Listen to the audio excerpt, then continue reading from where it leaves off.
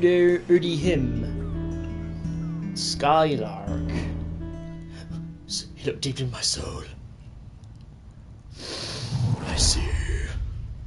I remember when a young Ogden asked to join the Shelmerston Silver Band. Oh. I recognised his talent immediately.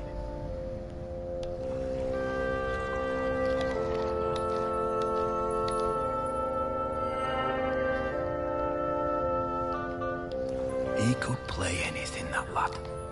Literally anything. What, even the spoons? Eventually he settled on the sousaphone, which he always insisted on playing with his lucky bronze mouthpiece. His lucky bronze ass. One evening after the Silver Band played a storming concert in the Camel, Ogden and Sally got it into their heads to go for a night swim in the harbour. Young love and all that. Ogden left his mouthpiece behind, and when we came back the next morning to pack up, it had disappeared.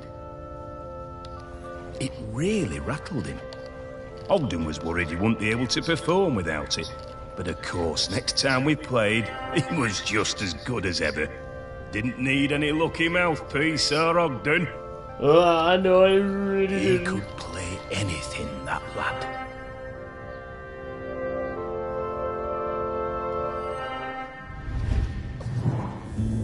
Ogden was so talented.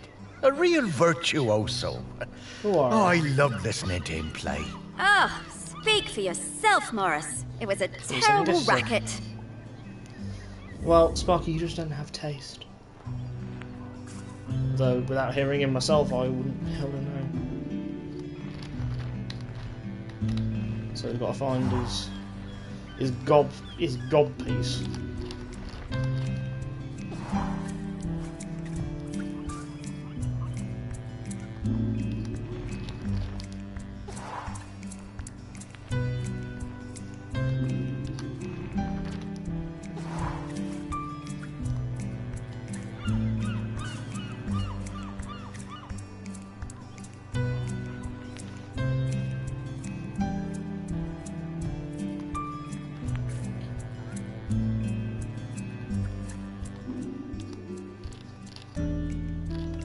So we can't exactly zoom in on them, can we? We can't see into their souls.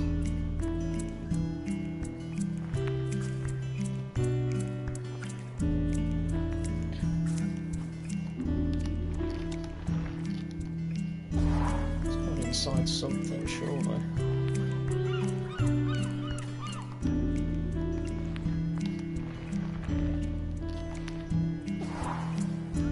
It's that magic X-ray vision.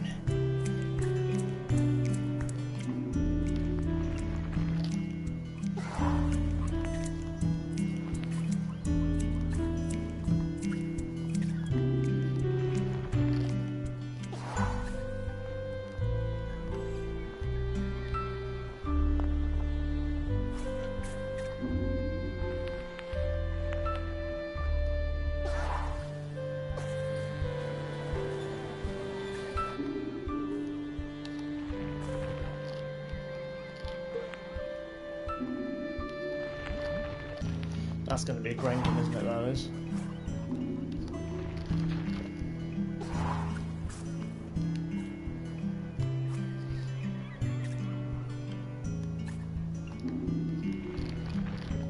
Tubby floats. Oh, aye, tubby floats. I remember doing we had tubby floats. So it's definitely here.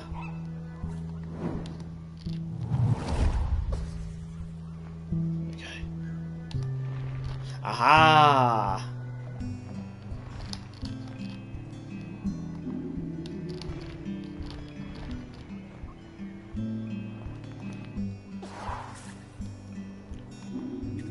Wait, are these bootleggers? You bloody bootlegging?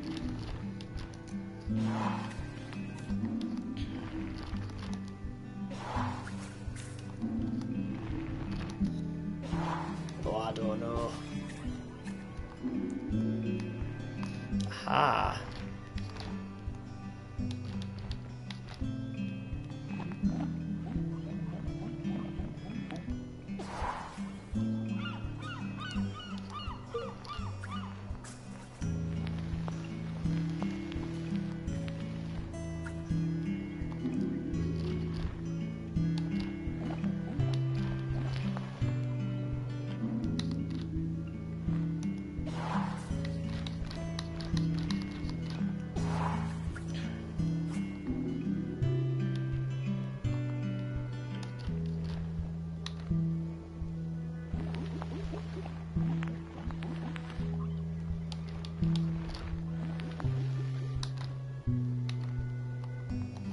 That looks like it in there, but...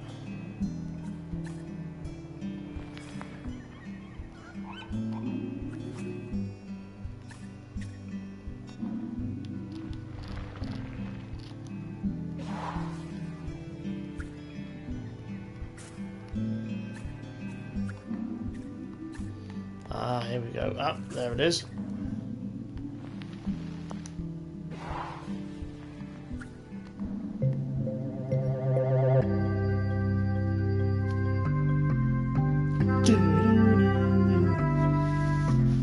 .360 spin, look at it. They seem to have been using it as a funnel. These bootleggers are very resourceful. And also criminals, but okay.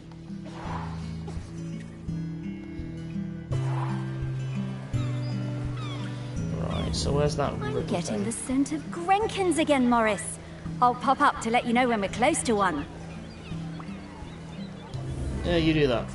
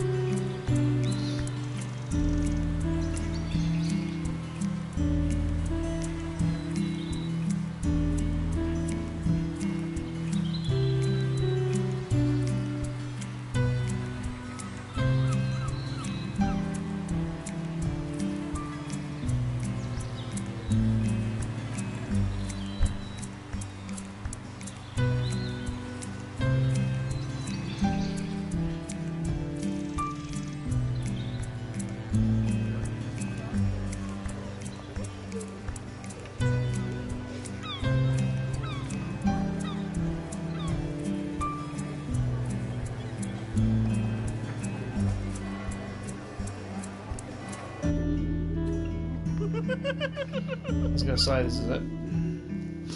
There it is. Now, we'll do that in a minute. I just need to quickly sort this out.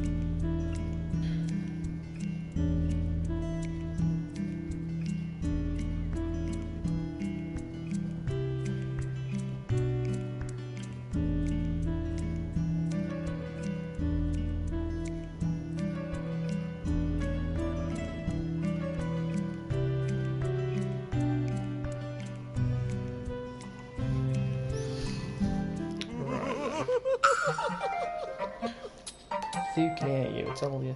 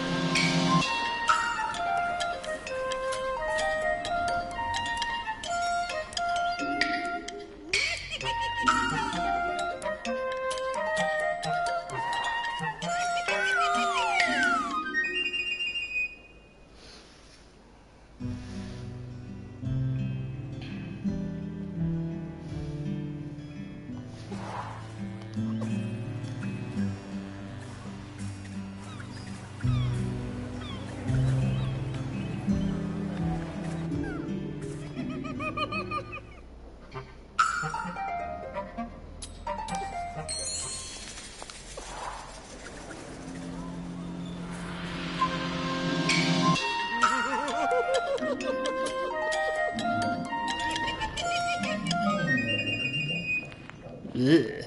Oh, he's got a little smiley face. At least I think that's a smiley face. How's it got in there?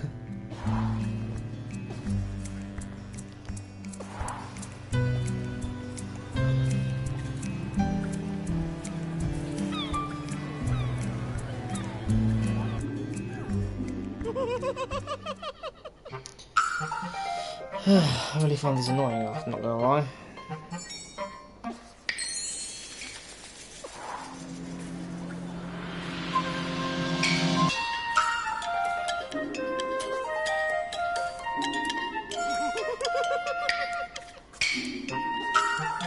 Hang on, let's have a look, where is it?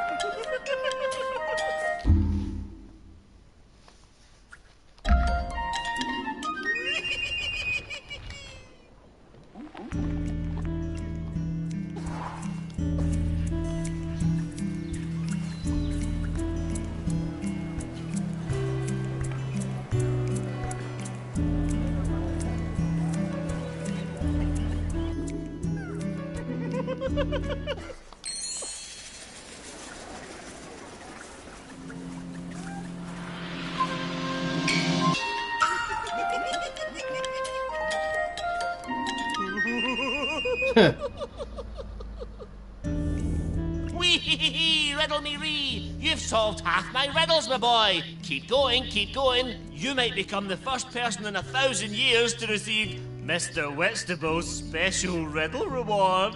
Oh, okay, Mr. Whitstable. We'll keep at it. Why?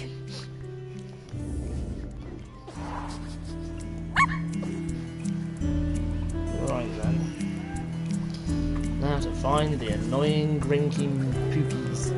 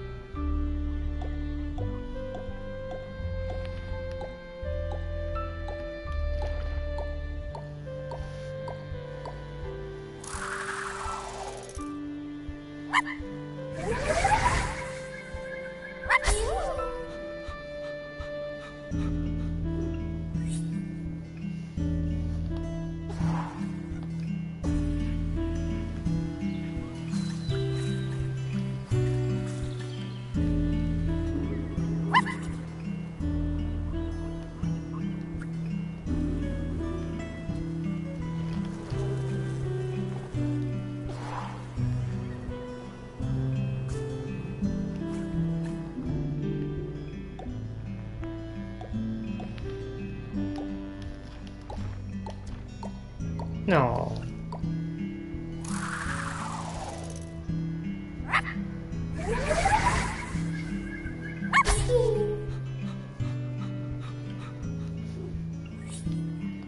14 of them, Jesus Christ.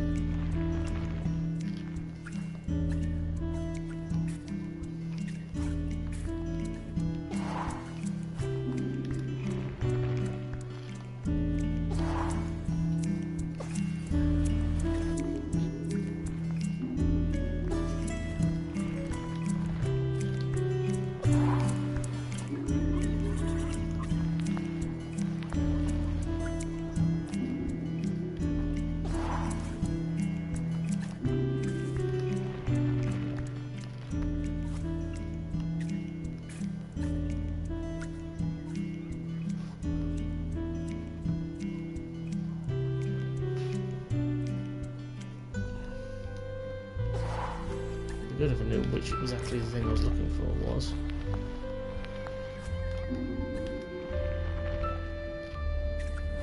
Ah.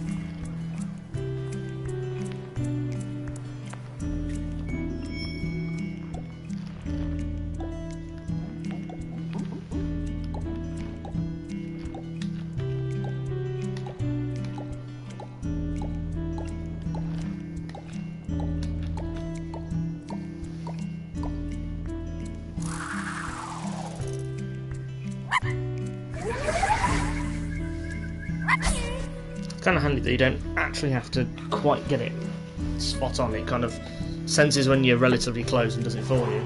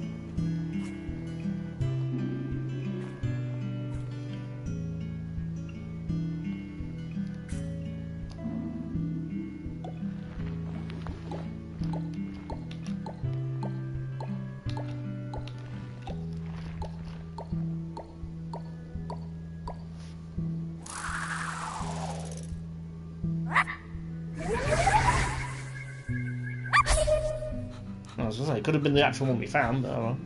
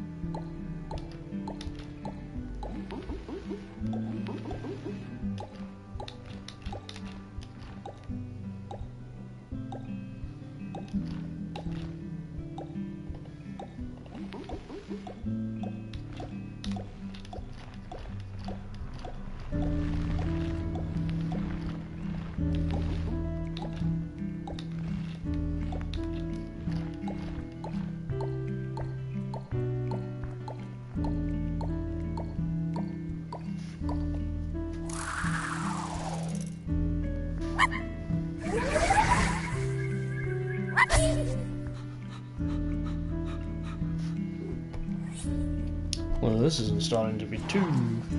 It's slightly repetitive, but you got to admit the environment kind of helps that a little bit.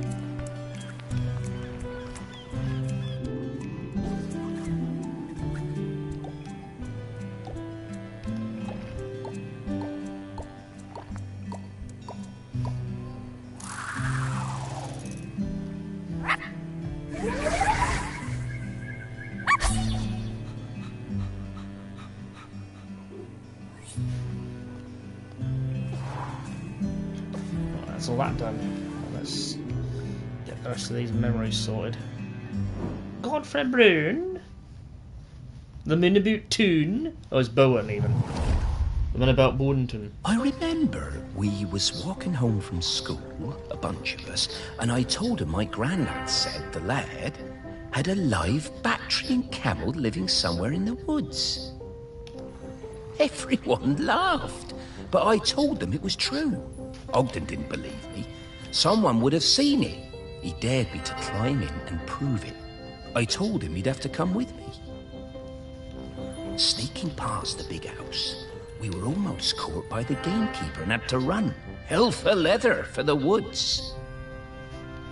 We reached the trees out of breath.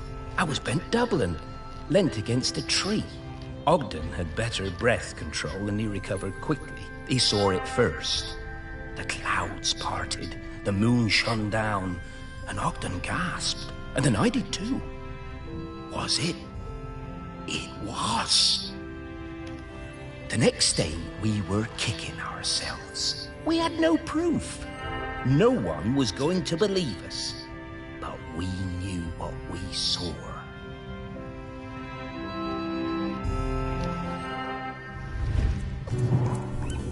Oh, yeah, he was a couple of years above these chaps at school. Oh, and he's right. No one believed them.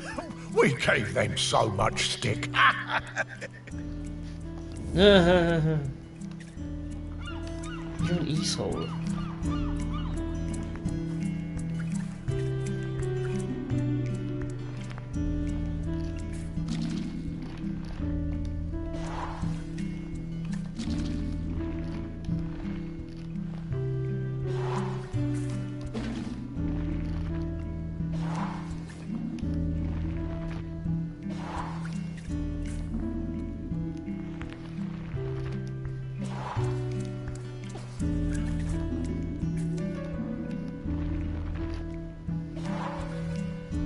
No doubt it's going to be inside something very silly.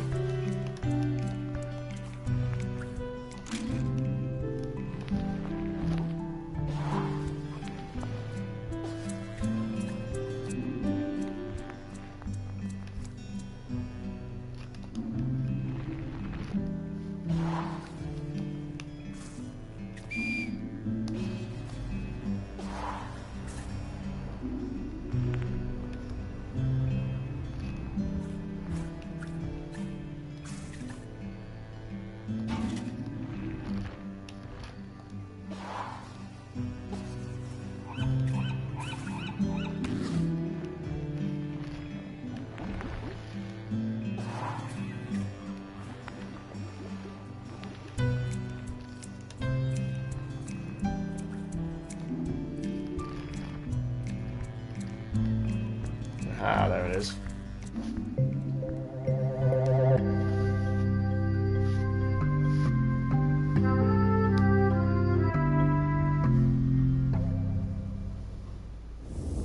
Camels are so obviously a made-up animal. Humans will believe any old rubbish.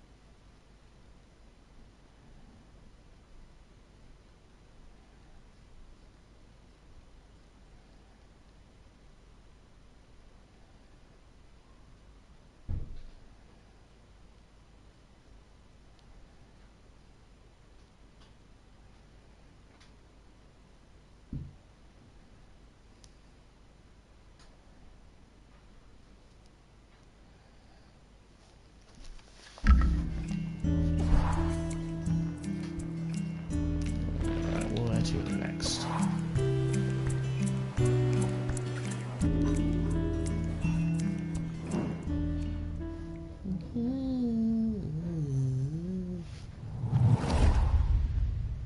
We were 14 when we started going out. Me and my friend Cassia had started a beach clean at the weekend, and Ogden turned up with his mate Godfrey. I had no idea Ogden liked me. He was the tallest in our year, and we all fancied him. By the time we reached the little cove at the north end of the beach, he'd asked me to come to a concert he was playing in. I said yes. We'd been going out for a few years when I applied to Floristry College on the mainland. I didn't tell Ogden. I didn't believe I'd get in, and didn't want him to think I was trying to get away from him. Ogden might have looked mature and confident, but he was a gentle soul, not nearly as sure of himself as he looked. But I did get in, and he was gutted. I felt terrible. I didn't want to hurt Ogden. He said he didn't mind, but I could see he was covering. My last week on Shelmerston was really hard. Every time I saw him, it felt so strained, and I couldn't sleep. Finally, on my last night, I made a decision. I would take an apprenticeship at the garden centre on the island instead, so we could stay together. It felt like the right thing to do. I would tell Ogden in the morning. Oh yeah. But when I opened the door the next day, I found Ogden's sousaphone left on the doorstep. I was terrified. What did it mean? What had he done? I ran down to his house, my heart in my mouth. His mum, she never did like me, was a little bit smug. She told me Ogden had sailed off to New Zealand. He was headed to Christchurch, she said, and didn't know when he was coming back. Then she shut the door. I was more than a bit tearful, but, you know, looking back, I think we both needed to have a bit of an adventure.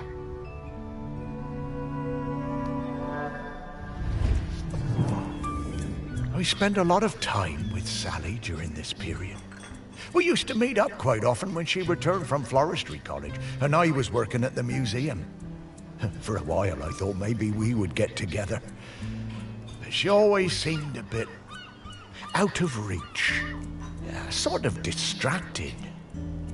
Well, it makes sense now.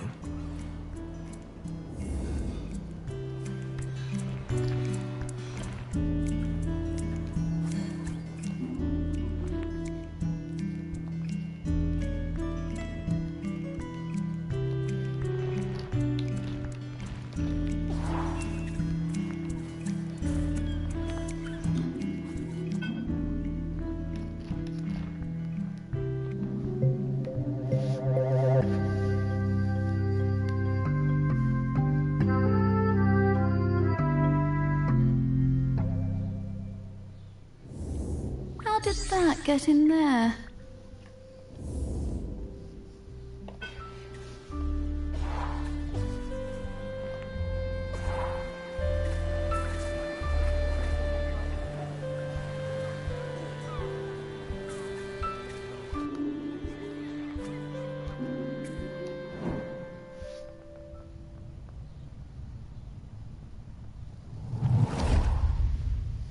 It was the day of the island cricket match out on the volcanic sandspit. We had lost to Appledore for the past 3 years, and it was my first year as captain. I didn't want another loss on my watch. Ogden had just come back from New Zealand and told me he'd be up for it. I wasn't sure. I remembered Ogden from school. He was lanky and good in the field, but batting... not sure. Ogden showed up with his own bat. He told me he'd won it in a pub in Dunedin and that it had belonged to a famous New Zealand player.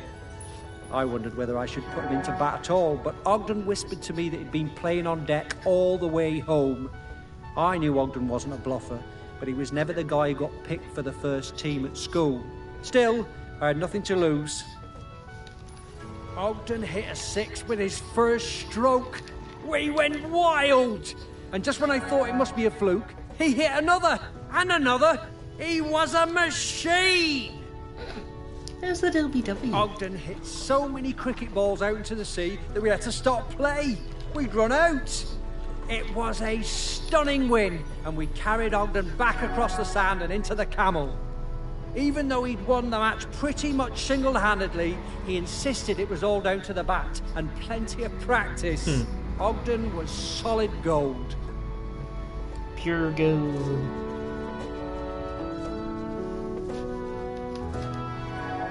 So that means the cricket ball we got to find then. Yeah, barnacle How's cricket that? What a great day that was. And we've beaten Appledore every year since. Those poor chaps never did recover from Ogden's incredible batting.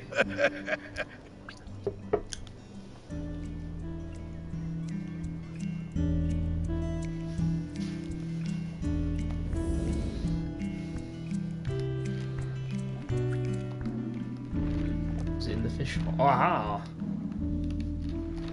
There it is.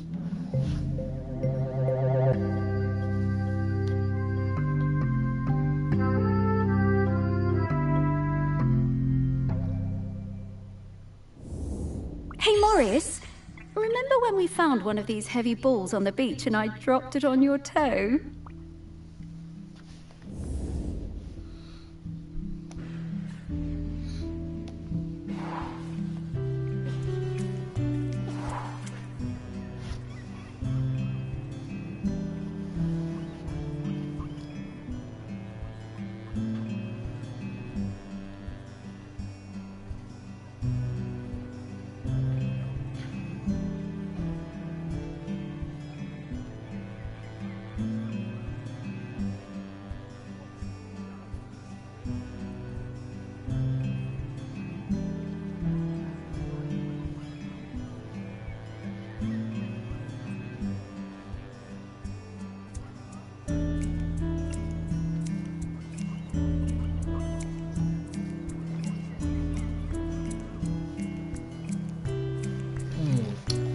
Where's the last one then?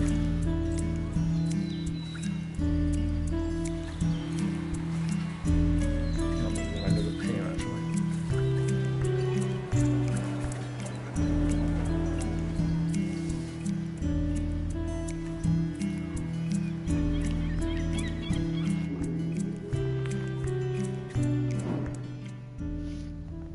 Oh yeah, because we finished one, we get another one. Ooh, pardon me. I missed Ogden so much, and for the first month there was no letter at all. I took my place at college on the mainland without knowing how he was feeling. It was a shock how low it made me, even though I was working with flowers, my dream job. I threw myself into making friends and working as hard as I could. I wondered about him travelling the world, without me and without his sousaphone. What he was doing, how he was feeling. Then the letters started arriving, and it was amazing. Each one came with a penny from a different country. One from Valparaiso, another from Dakar. I wrote back and told Ogden about my course, trips to Kew Gardens, which were amazing. And Ogden told me about his voyage, watching dolphins and flying fish, crossing the equator. Sometimes we were both lonely. We poured out our hearts to each other. In a funny way, I think the letters made us closer than ever. When he arrived in Christchurch, he'd send me flowers pressed in his letters. I sent him a shell from home, and then he sent me a New Zealand halfpenny. It was my favourite. On one side was the head of a Maori tiki. Ogden told me it was lucky. I came back to the island, and when my father died, I opened up my own florist shop on the quay. I tucked the halfpenny under the front step for luck, polished up Ogden's sousaphone and put it in the window. They both brought me luck, and the shop flourished. One day, Ogden showed up at the shop, completely out of the blue. He told me there was nowhere like Shelmerston, and no one like me. I was so thrilled to see him, I asked him to marry me there and then. He said yes. The lure of Shelmerston. It always pulls people back when they try to move away. They were a lovely couple, Sally and Ogden.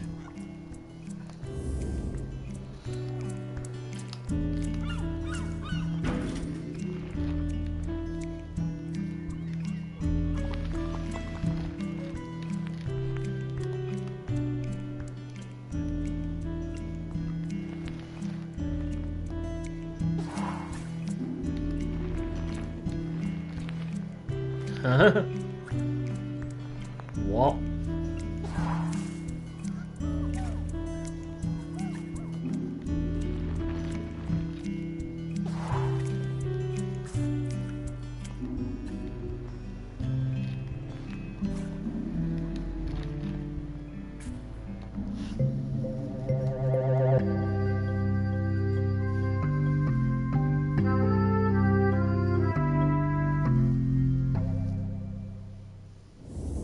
Yet one good thing about being dead, I'll never have to deal with counting change again.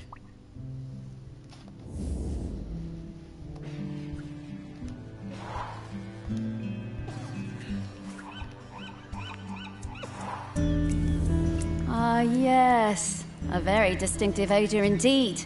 I reckon I can find him from this. Here I come, Ogden.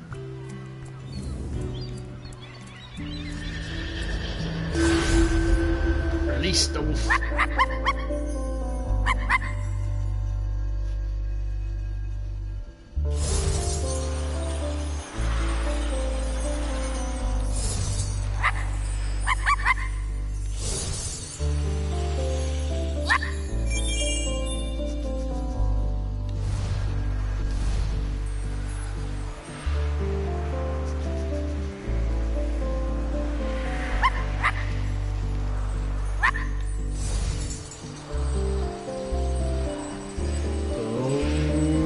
Doubles.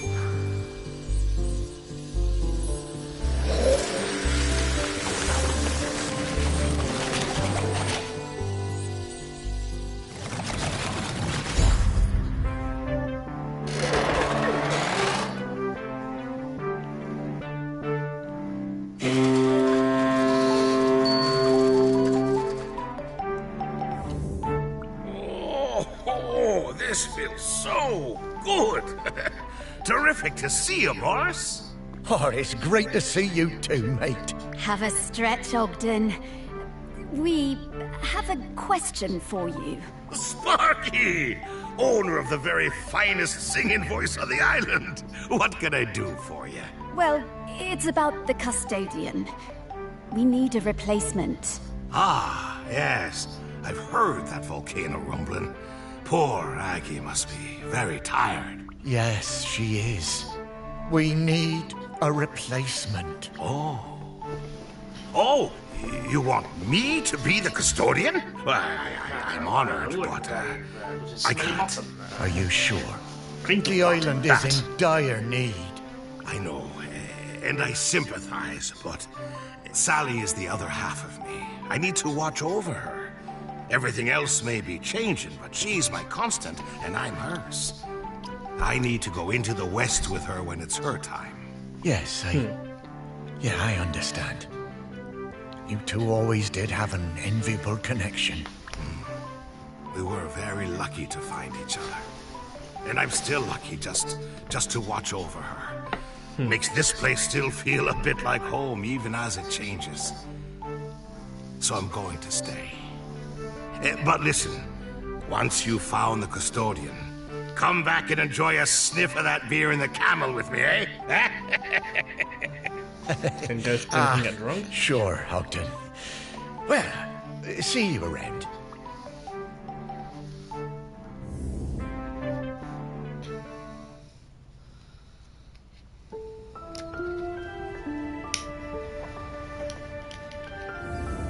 Well, after all these years, Ogden still carries that torch for Sally.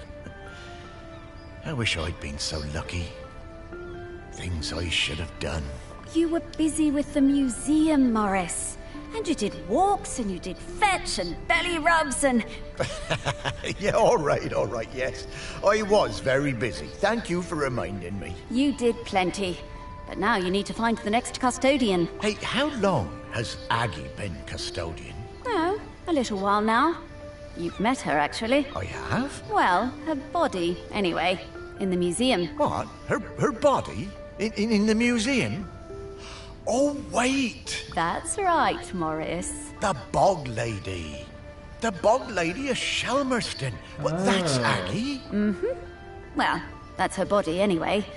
Her spirit is all around us, of course. But Aggie is Bronze Age. 3,000 years. She's been custodian all that time? Yep. Wow. No wonder she's tired. More tired every minute. We need to get to the next prospect. Greg Litherland, at the campsite. Greg. Okay.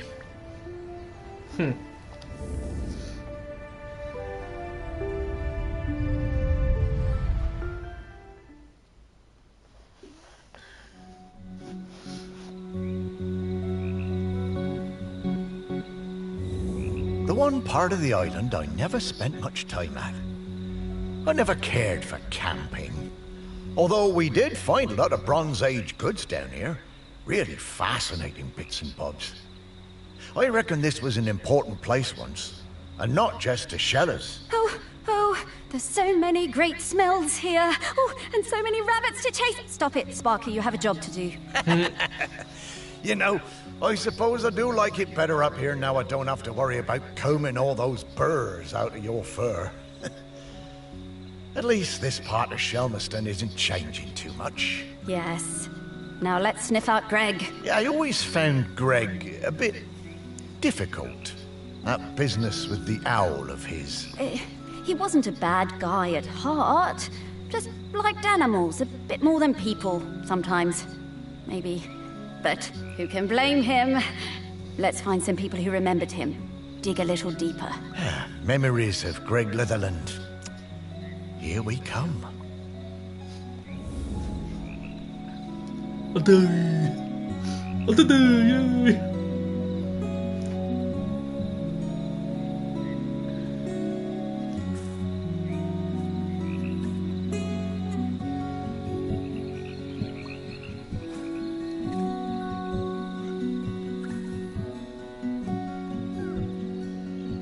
Somewhere called Race HQ is what I about. We've got to find that.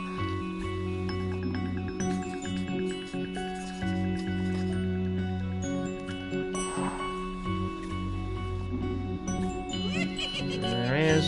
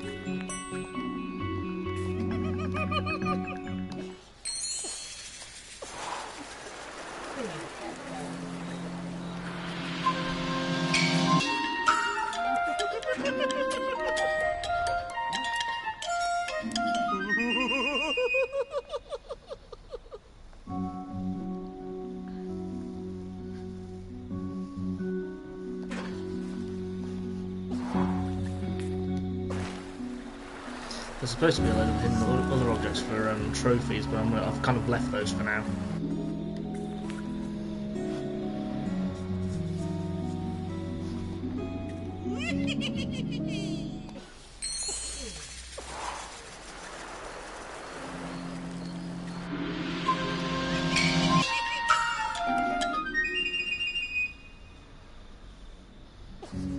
I'm leaving those for after I finish the game, so I'll just go back through the levels and find them.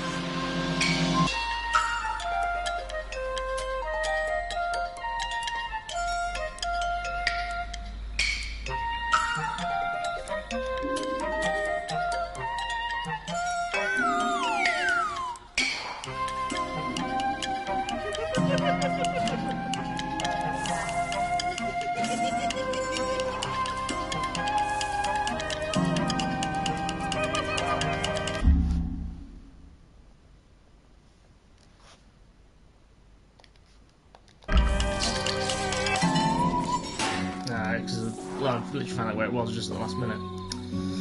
Let's go and start that one again. Or I could do the other one actually.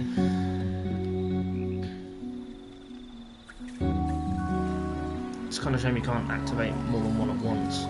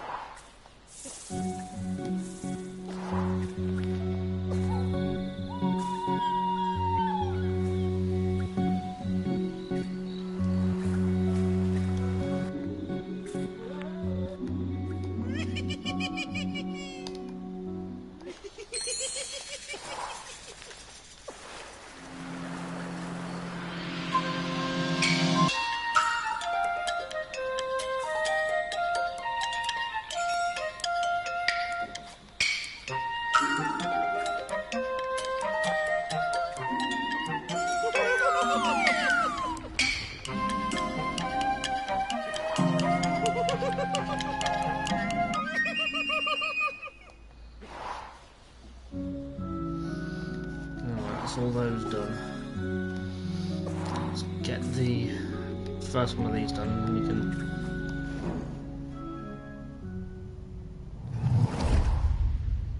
I only knew Greg briefly, from the summer that I took over the campsite and he retired.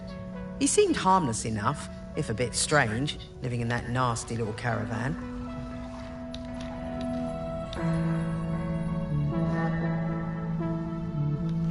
As part of his official handover process, he gave me a big box of rule books that I was apparently supposed to give every camper when they arrived. I couldn't believe them. The amount of inches apart each tent had to be, the angle of pitch, permitted colours of guy ropes. Oh, God. No skipping ropes, marbles, conkers, or throwing games. No singing with hand drums. I built a huge fire on the beach, invited the whole site for a big party, and burned the lot. Oh, dear. But then, awkward, Greg showed up. I guess he'd been collecting some things from his caravan and came to see what the noise was all about. You could tell he wasn't comfortable, but he sat down and tried to make conversation. I told him how beautiful I thought Shelmerston was, and he started telling me all about the wildlife here and the best places to spot birds. He was actually quite a sweet guy. He must have noticed what we were burning, but he never mentioned it. That was the last time I saw him. I always felt a bit guilty. I mean, I got him wrong. He wasn't that bad. Well, it's a good thing she kept one of them. It must be around here somewhere.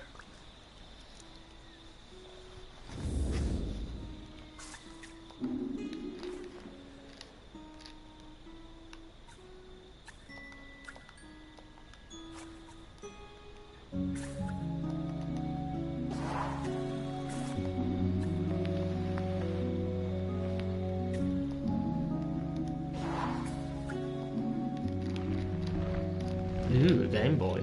Or a play box.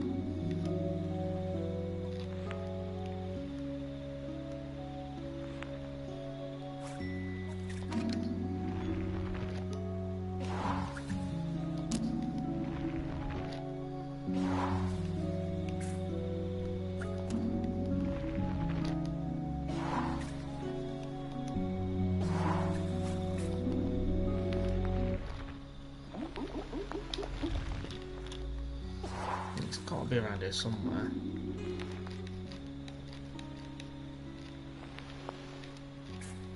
Ah, there it is. Should have been able to spot that easily earlier.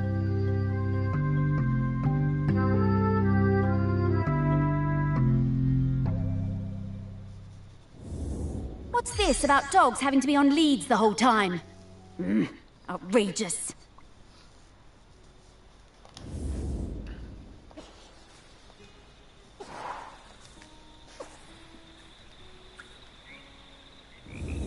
I'm getting the scent of Grenkins again, Morris. I'll pop up to let you know when we're close to one. Yeah, there's not many in this one, which is a good sign.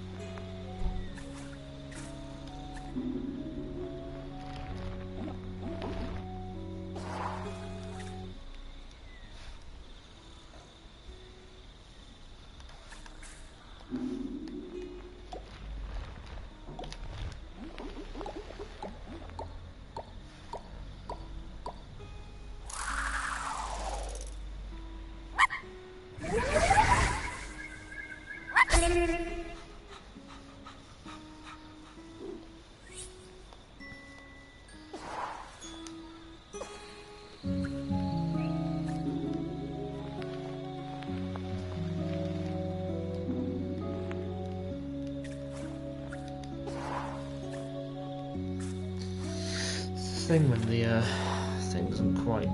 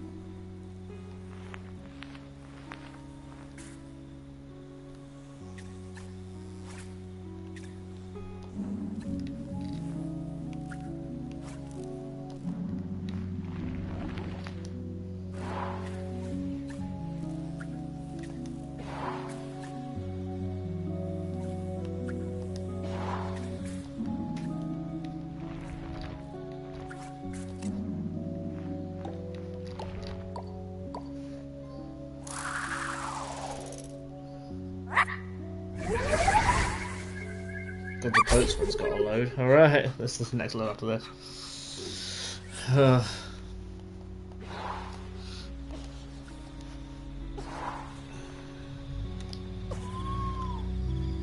then, let's see.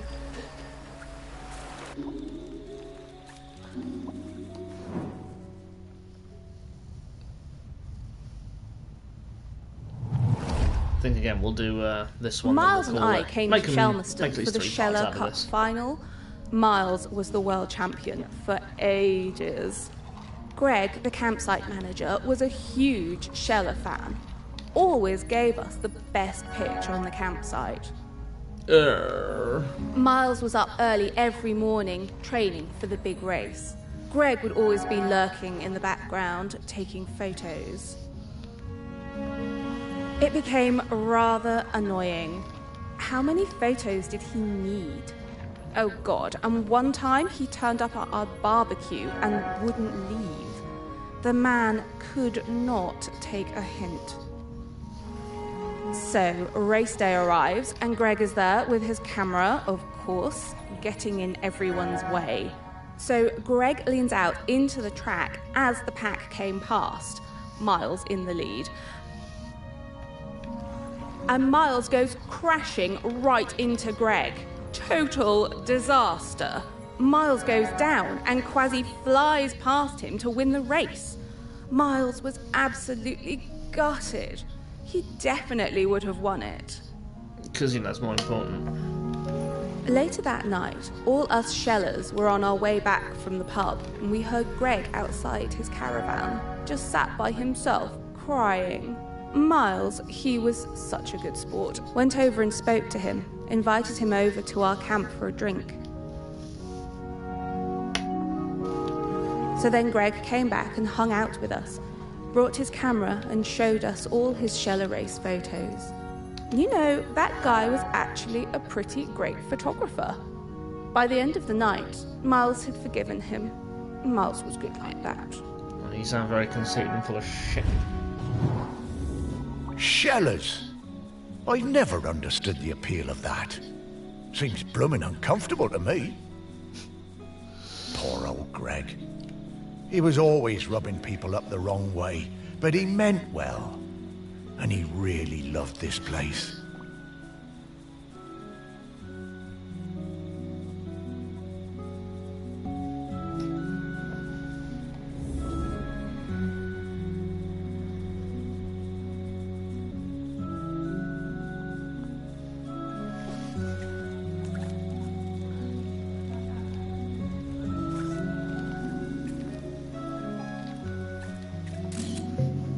That was hard to find.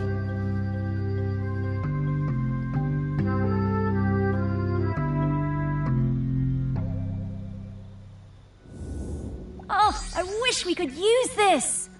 I am a very photogenic dog, you know.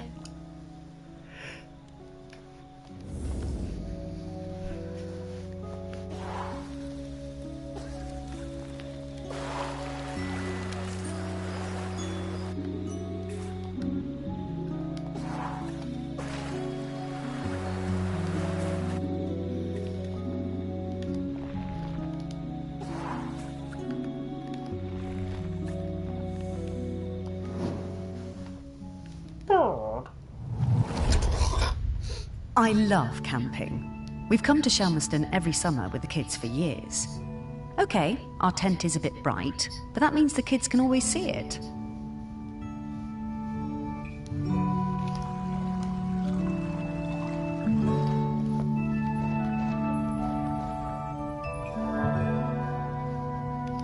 Greg seemed angry about everything this year.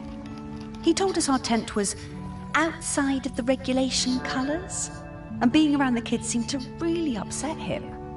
But they were only being kids, just running around playing. Greg was blowing that bloody whistle every 5 minutes.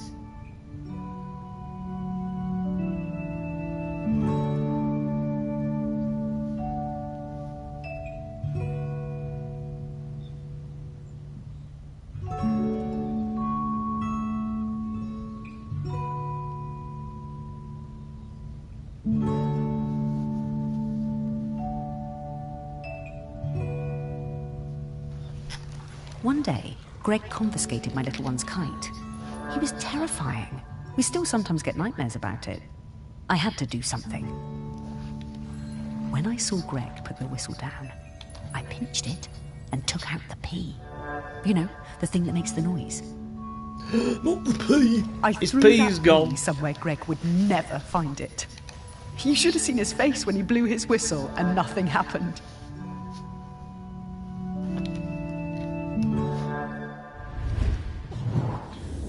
I always wondered how Greg managed to get so good at hand whistling.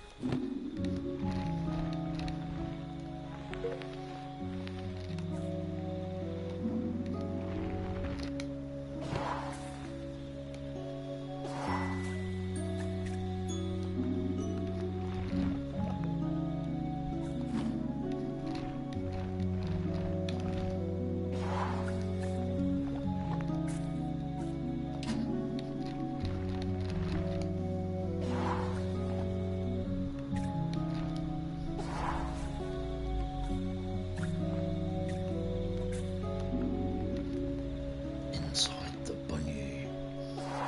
Why's the bunny only got one eye?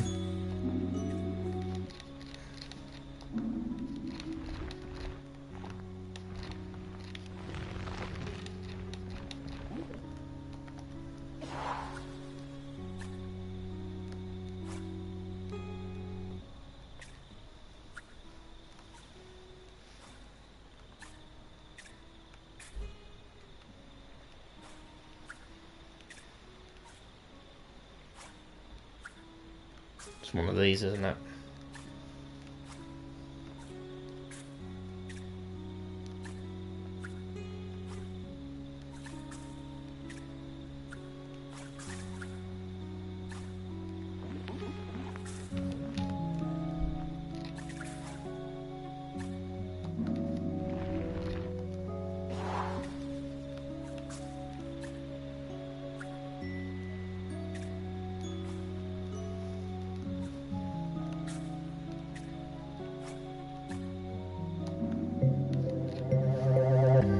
Well, that was easily found. I say easily.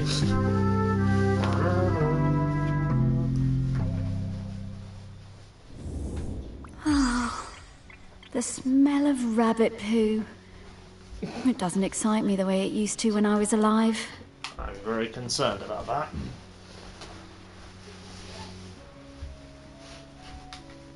I don't think rabbit poo's meant to be exciting, because it's rabbit poo. It's poo of a rabbit.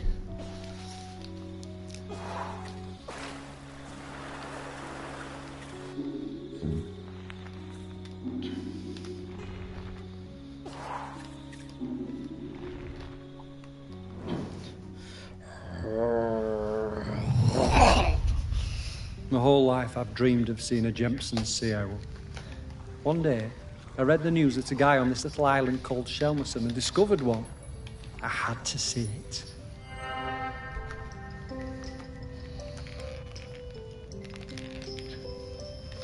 The only B&B on the island booked up really fast, so we decided to stay at the temporary campsite set up by the guy who discovered the sea owl, Greg Litherland.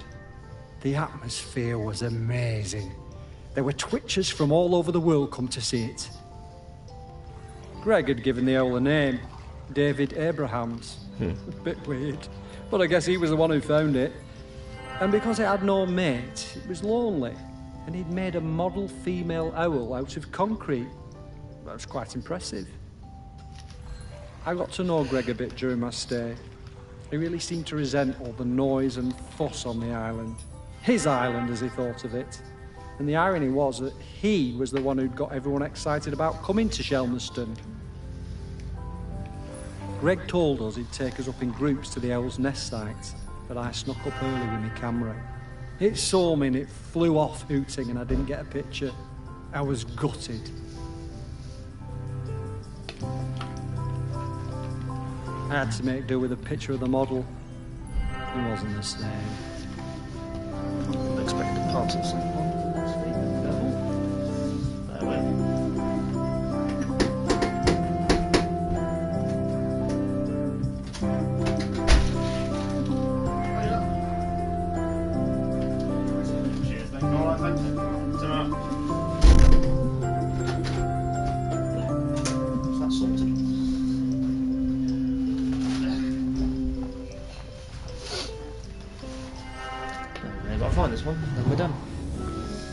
I remember that. All those bird watchers suddenly arriving and nowhere for them to stay. I didn't think Greg had it in him to start a campsite, but he somehow pulled it together.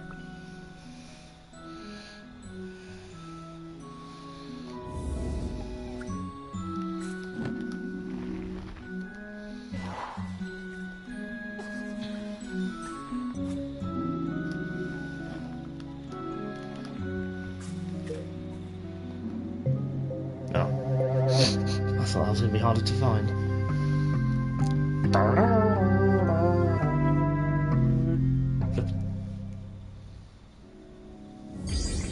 Oh, poor old David Abrahams. I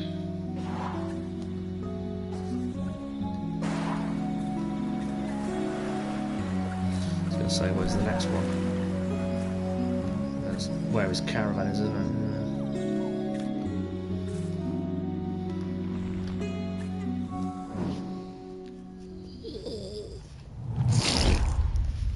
My best thing is throwing discs. I am really good.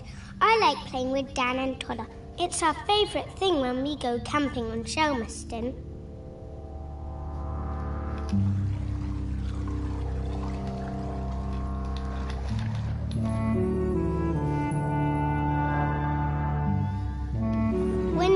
Greg Lifflin came up the beach, all red-faced like an angry tomato.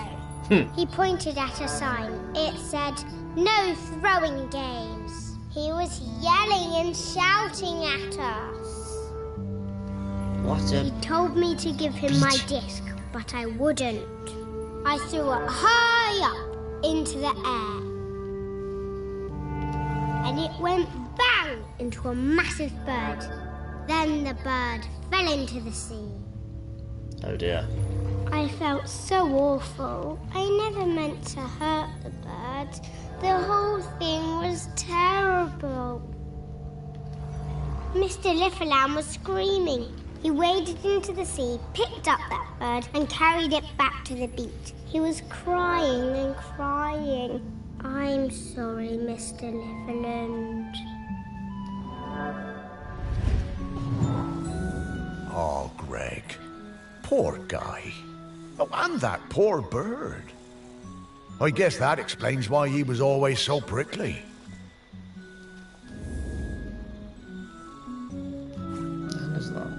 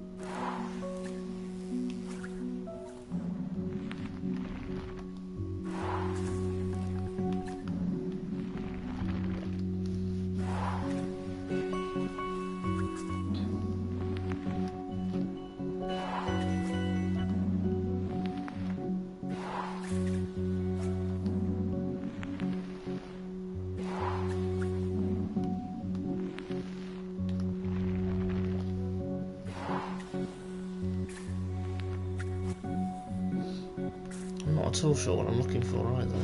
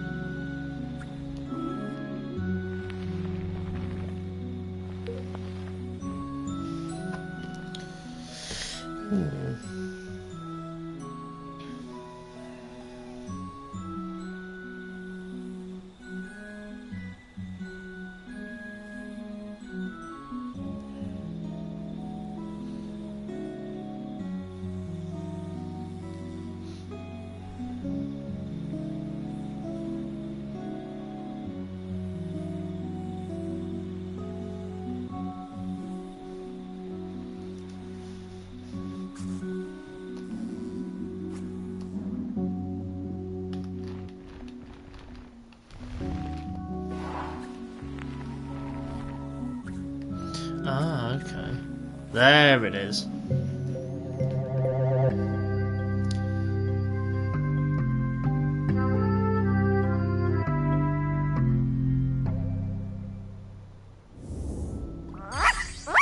I love these things.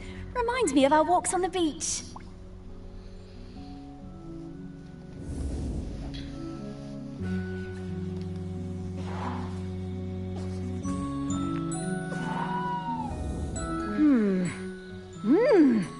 Woof!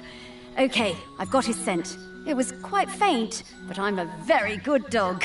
Let's go find him.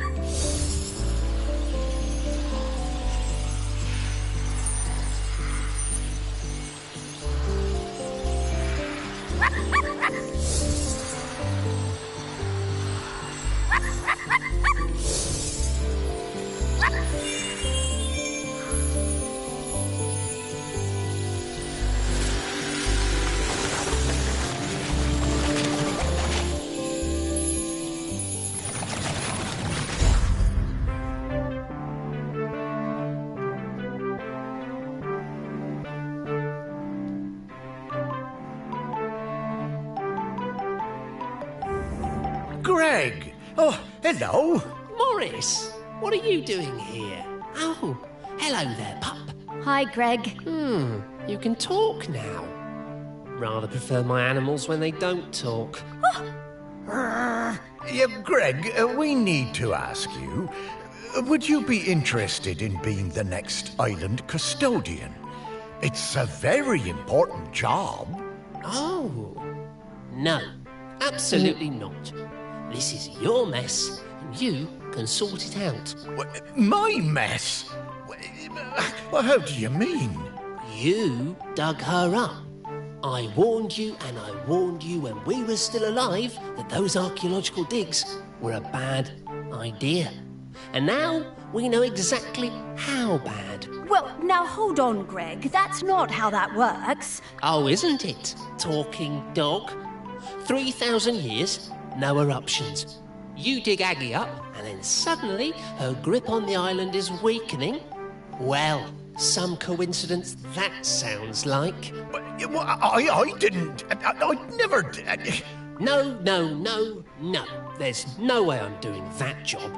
It's too much obligation, it's not my responsibility, and frankly, one lifetime of humans was plenty for me. Now, I'm going to stay right here until I can find David Abrams. Fine. Thanks, Greg. See ya, I suppose. Thanks, Greg.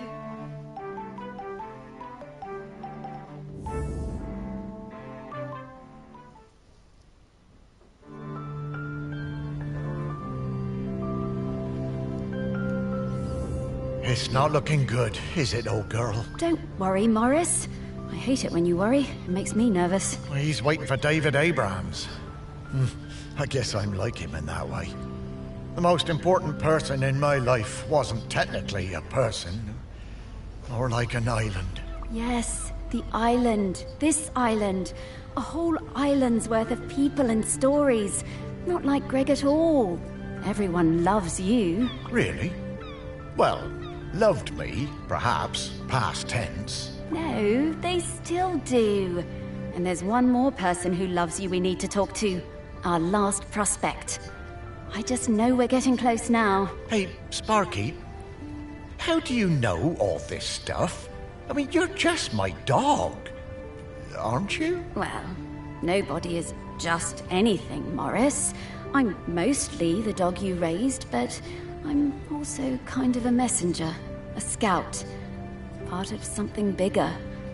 Aggie sent me to help guide you. Aggie sent you? No time to explain, Morris. We have to get to the last prospect. Well, however it came to be, I'm glad I get to spend more time with you, old friend. So am I, Morris.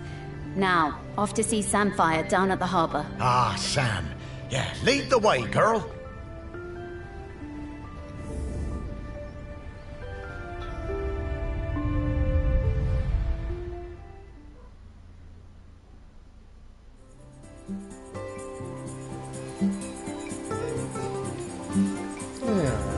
Ah, the harbour.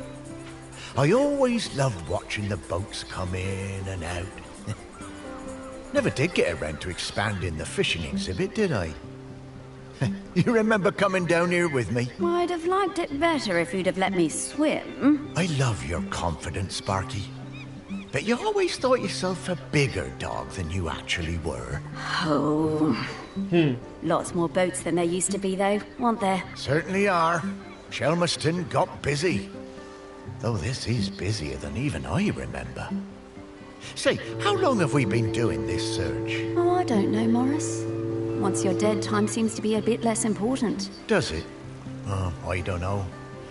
I suppose it seems a bit galling that time and everything else keeps moving even though I've stopped. Makes a man feel unimportant. Oh, you're not unimportant, Morris. You're saving the island. And to do that, we better go find some people who remember Samfire. Yes, Sam surely understands the feeling of watching everything change.